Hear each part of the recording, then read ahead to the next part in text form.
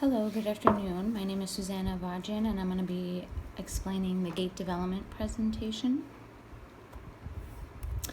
And before we begin, I just want to go over the gait cycle. I found this online. I thought it was really interesting because it actually showed the muscles and the bones and which leg they were referring to for the heel strike, loading response, mid stance, terminal stance, pre-swing, initial and mid-swing, and terminal swing.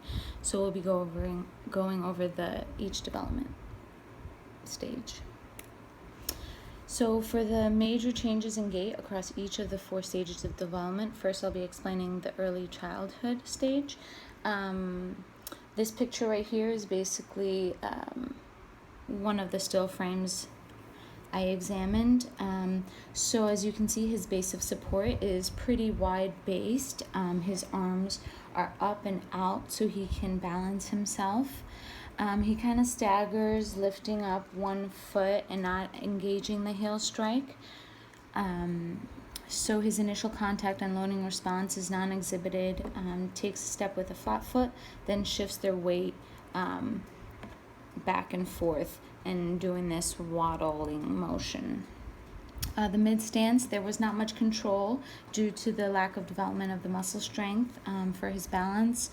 His terminal stance, no contact with the toes to the ground, so he's not making this action. It's pretty flat-footed. His pre-swing, initial swing is non-existent because he's kept at high guard to offset the balance. And then at the end of the stride comes to a complete stop, and they lower their arms down to a low guard because they're not going to be shifting their weight forward and moving along. So for the childhood, the next for the toddler, the photo right here, as you can see, the foot is lifting up, so it's making that contact. So their base of support is much narrow based than the infant, so they have much more stability. Their stride length is still a shorter stride. They do this half walk, half running motion to get to the ball. Their arm swing, they don't really have much of an arm swing. They don't need their arms for the balance, but she was trying to reach for the ball, so she was keeping it in front. So they were doing a stable walk jog. She does the heel strike contact, but during the walk she does go on her tippy toes. So she takes a step with a flat foot, but with her other foot bent.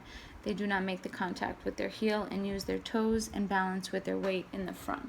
So even though she could walk with the heel strike in a normal gait, there's still much improvement to happen. So she does seem to make contact with their toes to the ground for the terminal stance. And then the pre-swing, their swing is not so drastic and kept at their sides, but also bent at the elbow while she's reaching for the ball right here. Her initial swing and mid-swing is mid-guard while they take their step, using the extension of the arms to grasp the ball. At the end of her stride, she comes to a stop with her arms to her side with a slight bend at the elbow. And then when we get into adulthood, you can see the normal gait, normal stance, heel strike, loading contact. The base of the support is more stable and steady stance. Their hips are neutral, and the extension of the knees or the ankle. The stride length is a continuous stride length, none of the staggering motions. The arm swing is by his side in a swing pattern, coordinating oppositional arm swings. So when the left foot is out, the right arm is swinging. The initial contact loading response is, according to the correct gait analysis, mid-stance, greater sense of balance within their center of gravity. The proper contact in their stride, heel leaves the floor and the weight is shifted to the front of the toes in the terminal stance. And then the pre-swing, initial swing, double knee lock pattern to assist the full range of motion. The hips become less extended and their knee is flexed at this point when the toe leaves the ground. So as you can see in this next frame. For the late mid-swing, terminal swing, hips are extended and their knee at this point is locked in extension. So as you can see within the developments, they're getting stronger and stronger, more stable. And then as we get into adulthood, I thought this video was very interesting. So she was supposed to get up off the chair without using her arms to push herself off, but she couldn't do that.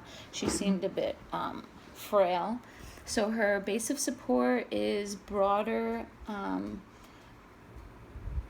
more narrow, but it's not, it doesn't seem really stable. She seems like she's hunched over.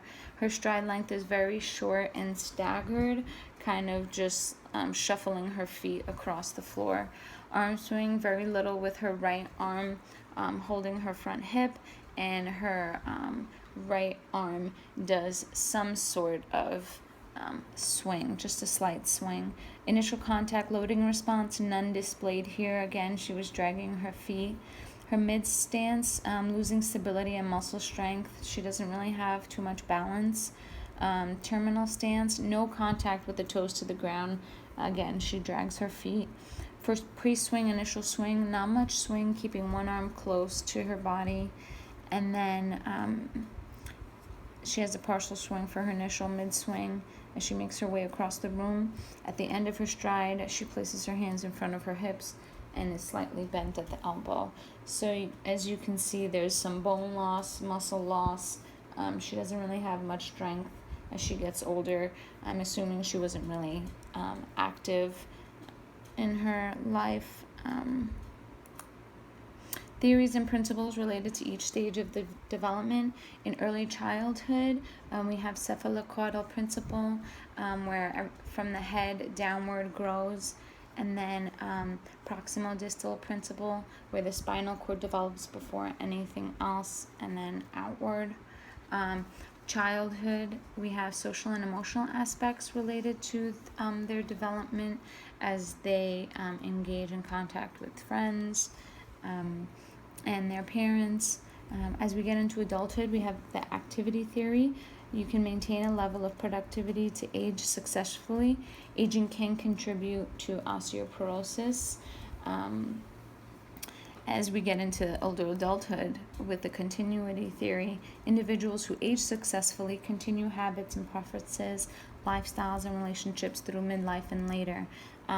If they were active in their adulthood and they continued to do so, like my parents, they weren't really active in their adulthood, and now in their older adulthood, I could really see it takes a toll on their body, not doing that upkeep.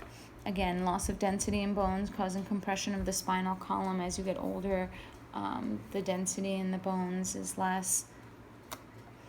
Identify at least one common gait abnormality in each stage of development. For early childhood, as we've seen with the toe walking and the muscle spasticity in the plantar flexor muscles, so not much of this going on, just pretty much pushing the weight forward and balancing, no real heel-toe contact. The childhood, there's no much arm swing, lack of balance still. And then as we get into adulthood, there could be possible neurological issues which will hinder them with the normal gait cycle. And then as we get into older adulthood, age-related issues, again, muscle weakness from joint problems, and loss of muscle strength. Possible constraints, both physical and perceptual, at each stage of development. We have, for the physical side, early childhood, not enough motor skills, like an infant trying to grasp a toy. And for their perceptual, the visual spatial skills, like matching shapes. If they're trying to grab, if you're asking them to grab a circle shape, that could be exhibited in that sense. For childhood, we have not enough muscle mass. A toddler trying to kick or throw a ball, they don't really have that strength, so if they go and try to kick the ball, they won't go as far. For the perceptual, the establishment of preferred hand, one hand could be weaker than the other, and they start to realize that one hand is stronger than the other. For adulthood, gender differences, a female trying to play football, some people might assume that she's not as strong where she shouldn't be playing with the rest of the boys. For perceptual, the speed of cognitive processing and their reaction time, how fast can they react to a ball being thrown to them, to catch it. And then for adulthood, older adulthood, lag in the reflexes. So if that older woman was trying to play a sport, she wouldn't have the quicker reaction time to catch a ball. And then for the perceptual, seniors lost function ability, learning new tasks compared to younger adults. Younger adults can retain the information and grasp the concept quicker. And then my references were the Haywood Lifespan Motor Development textbook, and then for the Gait photo, the Gait normal and abnormal from this website. Thank you all very much. Have a good day.